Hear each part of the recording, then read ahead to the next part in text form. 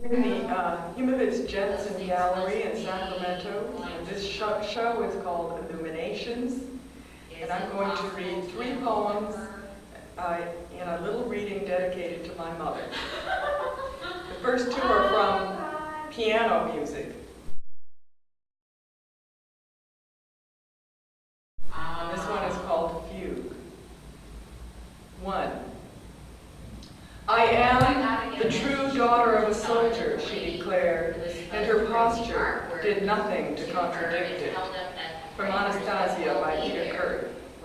The Grand Duchess Anastasia, youngest daughter, only survivor of the Tsar, ended her days, a bag lady, cat lady, the kind who no longer notices filth. Dressed in white, she roamed the world like a restless ghost. Ending her days married to a rich man named Manahan in Virginia, she could have had anything she wanted. She wanted to sit in the front of the truck, parked in the road, axles sagging. She wanted to scream in German. Hans, she called, although that was not his name. Hans, bring me my tea. She had forgotten Russian or would not speak it.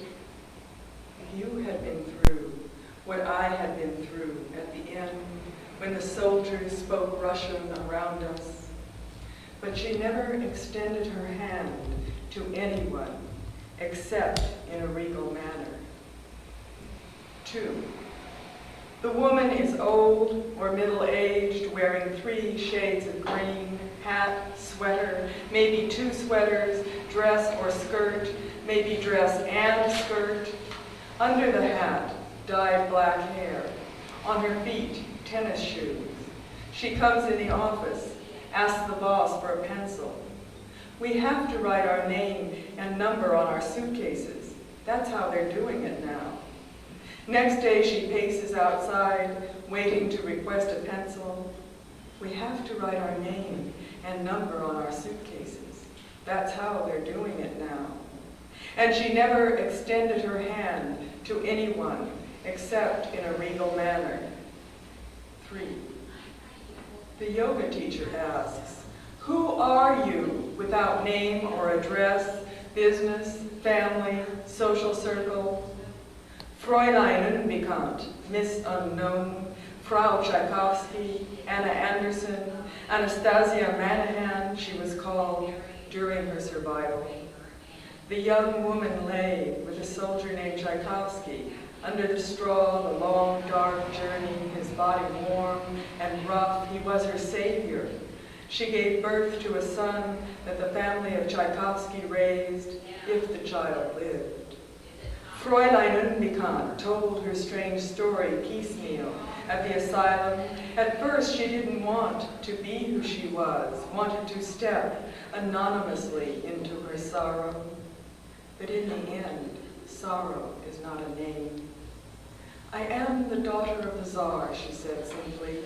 I am the true daughter of a soldier, she declared, and her posture did nothing to contradict it. Although the world shunned her, the nurses believed her, and the psychiatrists agreed, because she never extended her hand to anyone except in a regal manner. 4.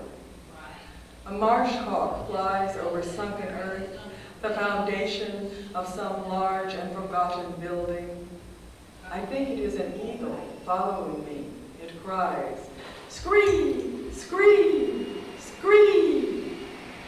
The field guide describes the marsh hawk's call differently. Chuck, chuck, chuck.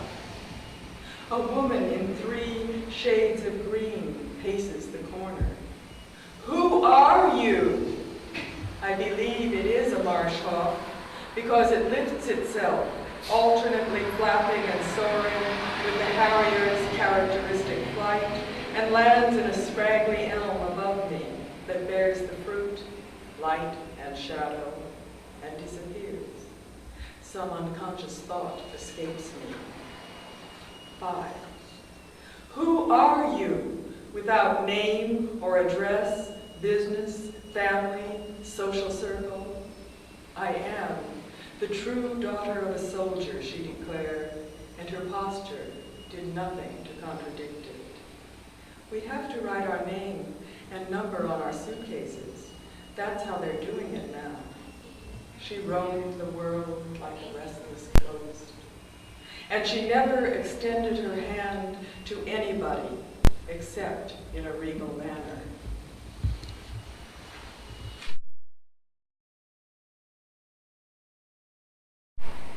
This is called Sonatina in 3 movements. Allegro ma non troppo.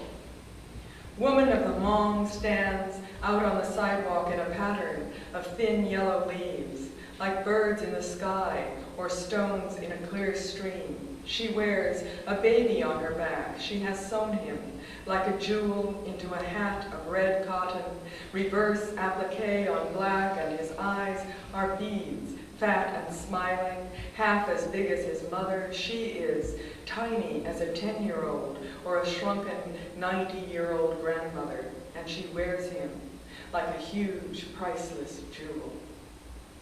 Minore. Big man with long knees, pulled up to chest in the bed of a pickup along with 200 aluminum cans of Coke, sits, hands long and slack, palms down on those knees, fingers pointing down, taking the sun and draining it like gasoline away through the earth. He stares straight ahead, blank, like a caught, dumb animal, not tamed, trapped like a bear. But he is not a dumb animal, he is a man.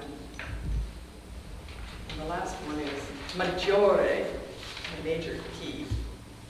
Coolness rises from earth, pockets in the city, pockets in concrete when the sun hangs low, even if the day has been hot and dry. Cool, damp night comes looking for day, from cellars, from slant shadows under trees. A bird calls from an elm, sharp, syncopated tune in the crown, singing in the last rays of the sun. Railroad tracks gleam, and men as twilight starts down. Forearms to foreheads, they wipe away sweat and laugh, scraping the surface from the road.